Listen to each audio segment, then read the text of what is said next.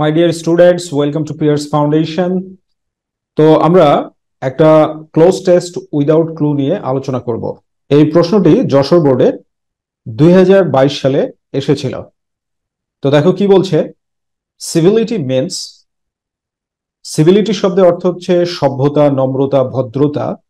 Civility means, civility বলতে বোঝায়, সভ্যতা বলতে বোঝায় পোলাইট, নরম, তারপরে দেখো গ্যাপ দেওয়া আছে, আর হচ্ছে অর মডেস্টি অথবা নম্রতাকে, ভদ্রতাকে। তাহলে এখানে পাশাপাশি দুইটা ওয়ার্ড বসলে আগেরটা অ্যাডজেক্টিভ, পরেরটা নাউন। পোলাইটটা হচ্ছে কি অ্যাডজেক্টিভ, তাহলে এখানে আমরা একটা নাউন ব্যবহার করব। আর নাউনটা কি ব্যবহার করব? বিহেভিয়র। সিভিলিটি বলতে বোঝায় বিহেভিয়র, অথবা তুমি ডেমিনর এটাও ব্যবহার করতে পারো। বিহেভিয়রের সিনোনিম হচ্ছে ডেমিনর। অর্থাৎ সভ্যতা বলতে বোঝায় নম্র ভদ্র আচরণকে। এই পোলাইট বিহেভিয়ার মানেই মডেস্টি। ওকে, ইট অলসো, তারপরে দেখো গ্যাপ দেওয়া আছে, তারপরে কি বলা হয়েছে? কোর্টিয়াস ম্যানার। কোর্টিয়াস ম্যানার বলতে সভ্য আচরণ বিধি। তাহলে ইট অলসো মেইন ভার্বের পরে, মানে তাহলে গ্যাপটা হচ্ছে মেইন ভার্বের জায়গাতে আছে। তাহলে মেইন ভার্বের জায়গাতে আছে মানে কি? ইট অলসো ইমপ্লাইজ, আমরা দিয়ে দিই ইমপ্লাইজ, এটা আরো নির্দেশ করে। তো এটার মূল ওয়ার্ডটা ছিল হচ্ছে ইমপ্লাই। মূল ওয়ার্ডটা কি ছিল? মূল ওয়ার্ডটা এরকম ছিল, EMPLY, ইমপ্লাই মানে নির্দেশ করা। ওকে, তো আমরা ইএস যুক্ত করেছি কেন? কারণ হচ্ছে কি, subject third person singular number হলে ভার্বের প্রেজেন্ট ফর্মের সাথে এস বা ইএস যোগ করতে হয়। ইট এখানে subject third person singular number. Okay, তারপরে কি বলছে? It is a great virtue, এটা একটা মহৎ গুণ। গ্রেট ভার্চু, মহৎ গুণ। তারপরে গ্যাপ দেওয়া আছে, এ ম্যান, একজন মানুষের। তাহলে বিষয়টা হচ্ছে এরকম, great virtue in in a man, মানে একজন মানুষের মধ্যকার এটা একটা মানে বিশাল গুণ, বিশাল মহত্ব। টু বি ওয়েল বিহেভড, মানে ভালো আচরণ হতে বা ভালো আচরণ পেতে, অর গুড ন্যাচার্ড অথবা নম্র ভদ্র হতে। উই নিড নট, তারপরে দেখো গ্যাপ দেওয়া আছে, মানি। তো এটা হচ্ছে একটা মেইন ভার্বের জায়গা। তো নিডের পরে ভার্ব বসলে বেস ফর্ম বসাতে হয়। এজন্য এখানে কি possess, we need not possess, আমাদের অর্জন করার প্রয়োজন নেই মানি, টাকা পয়সা। অর্থাৎ ভালো আচরণ অর্জন করতে বা গুড নেচার অর্জন করতে আমাদের টাকা পয়সার অর্জন করা দরকার হয় না।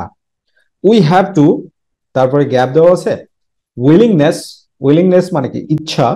To attend civility, to attend, attend মানে অর্জন করা, সভ্যতা অর্জন করতে। উই হ্যাভ টু, তারপরে উইলিংনেস। তাহলে আমরা এই গ্যাপে ব্যবহার করতে হচ্ছে কাল্টিভেট। আমরা কাল্টিভেট করতে পারি মানে চর্চা করতে পারি উইলিংনেস, ইচ্ছা শক্তির, টু অ্যাটেন্ড সিভিলিটি, সভ্যতা অর্জন করতে। উই হ্যাভ টু, তারপরে দেখো some code of conduct. Code of conduct মানে হচ্ছে নিয়ম কানুন।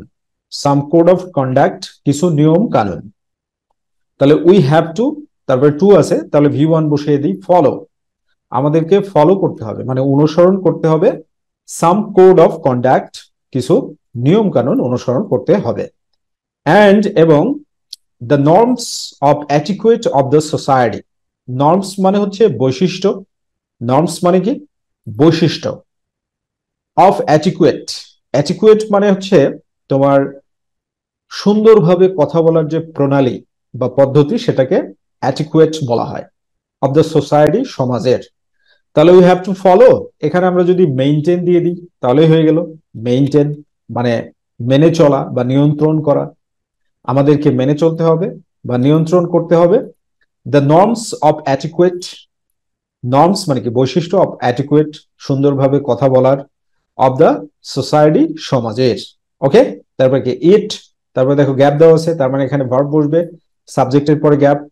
ফ্রম সোসাইটি টু সোসাইটি মানে সমাজ থেকে সমাজে। তার মানে কি? এটা ভিন্ন হতে পারে, ভ্যারিস, এটা ভিন্ন হতে পারে। আসলে মূল কথাটা কি ছিল? ভ্যারি। এটা হচ্ছে মানে মূল ভার্বের হচ্ছে বেস ফর্ম, কিন্তু আমরা বেস ফর্মের সাথে কি করেছি? এস বাই এস যুক্ত করেছি। কেন এস বাই এস যুক্ত করেছি? কারণ হচ্ছে আমাদের সাবজেক্ট ইট হচ্ছে থার্ড পারসন সিঙ্গুলার নাম্বার, এজন্য ইট ভ্যারিস, এটা ভিন্ন হতে পারে ফ্রম সোসাইটি টু সোসাইটি, এক সমাজ থেকে আরেক সমাজে। হাউএভার, যাই হোক, ওয়ান হ্যাজ টু প্র্যাকটিস, একজনকে প্র্যাকটিস করতে হবে, মানে চর্চা করতে হবে, গুড ম্যানার্স, ভালো আচরণবিধি, ইন ওয়ানস ক্যারেক্টার, একজনের চরিত্রে, ফ্রম আর্লি এজ, একেবারে ছোটবেলা থেকে, ছোটবেলা থেকে চরিত্র গঠন করতে হলে ভালো আচরণ প্র্যাকটিস করতে হবে। No expenditure but consciousness, expenditure শব্দের অর্থ হচ্ছে ব্যয় বা খরচ, কোনো খরচ বা ব্যয় হবে না, বাট কনসিয়াসনেস ইজ রিকোয়ার্ড, সচেতনতা প্রয়োজন, কনসিয়াসনেস মানে হচ্ছে সচেতনতা, ইজ রিকোয়ার্ড প্রয়োজন, সচেতনতা প্রয়োজন। ওকে, তো তোমরা এইভাবে সুন্দরভাবে মানে বুঝে ফ্রেজ ওয়াইজ ট্রান্সলেট করে যদি প্র্যাকটিস করতে থাকো, তাহলে নিঃসন্দেহে তোমার ইংলিশ লেভেলটা অনেক বেশি উন্নত হয়ে যাবে।